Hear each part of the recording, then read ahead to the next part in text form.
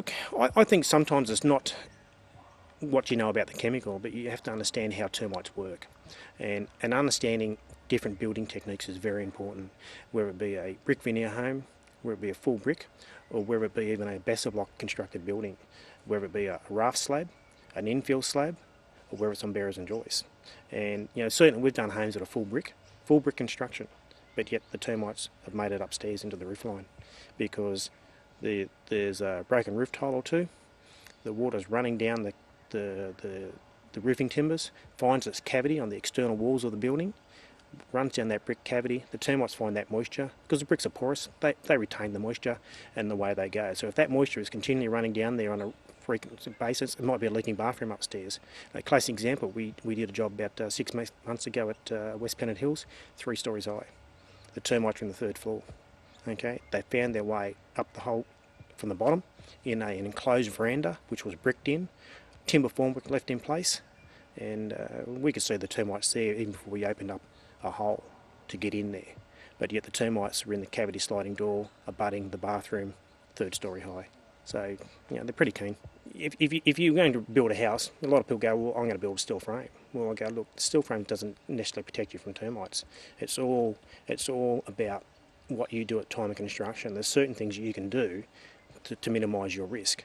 And if you're building on a raft slab, which is a traditional concrete construction these days, you can put Termimesh in, you can put granite guard, or even better still, leave the edge beam exposed, which is your physical barrier. For termites to get in, they've got to build their mud shelter tubes up the outside edge, scavenge the mortar out, and get into your brickwork that way, into your bottom plate, and away they go.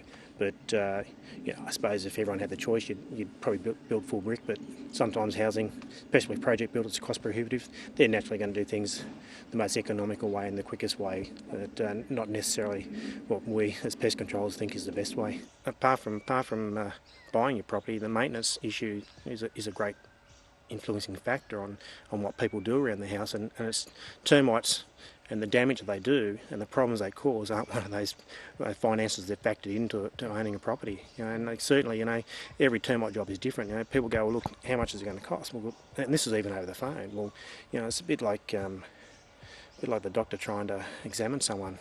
You don't know until you cut him open. And that's the same with us. We get to a property, we cut open the property in a sense that we do an invasive inspection to see where the real problems are. And people sometimes assume because they've got a problem in this room, that's where the termites are getting through. Well, that's far from it. You could have an entry point 3 or 4 metres away from there, but they're trailing along the bottom plate, and it's just that they've appeared at that spot.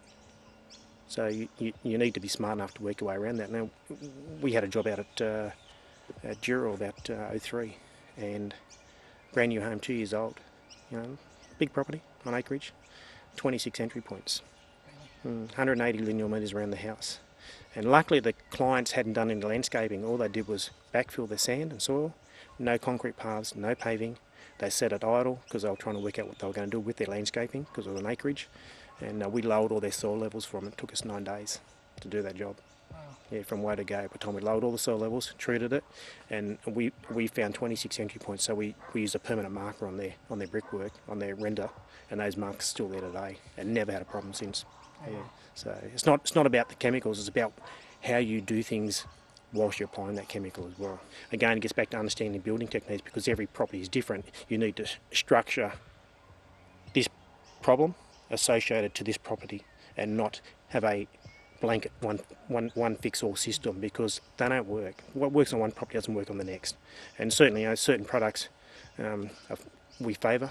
We certainly favour the non-solvent based chemicals these days. One from our point of view, because we're dealing with them all day every day. Secondly is the customer's point of view, because last thing they want to do is be moving out for a day or two because they've got a solvent smell through the property. And number 3, they have a tendency to work a lot better as well. So they're obviously a little bit dearer to use, but at the end of the day, it's a very small portion of the cost of the property itself.